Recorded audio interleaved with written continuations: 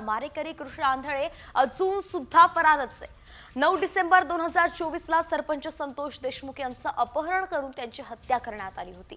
मात्र 2 महिन्यानंतर सुद्धा याचा मास्टरमाइंड समोर आलेला नाहीये। तर कृष्ण आंधळे हा आरोपी अजूनही हाताला लागलेला नाहीये। सीआयडी सह विशेष तपास पथकाला कृष्ण आंधळे गुंगारा देताना दिसतोय, त्यामुळे आता अनेक प्रश्न उपस्थित केले जात आहे। नेमकं काय कारण आहे की कृष्ण आंधळे अजूनही पोलिसांना चकवा देऊ शकतोय? असेच प्रश्न विचारत आता पोलिसांवरही निशाणा साधला जातोय।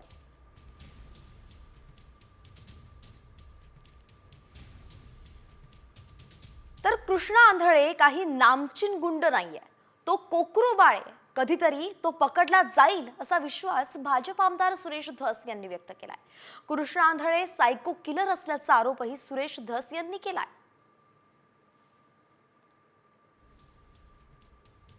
नगरला पोलिसाची तयारी करायला होता पोलिसाची, परंतु ते पोलिसाची तयारी करता करता तो गुन्हेगार बनला। एक प्रकारचा सायको झाला। त्याला आईवडिलांचं काही घेणं देणं राहिलं नाही, कुटुंबाचं देणं घेणं राहिलं नाही। आणि तो काय असा नामचीन वगैरे फार मोठा गुन्हेगार नाही, छोटे मोठे गुन्हेगारी केलेले। पण बकरी की माँ कब तक दुआ मांगेगी असा प्रकार आहे। ते कित्येक दिवस कोकरू बाळ आहे, ते पकडलं जाईल।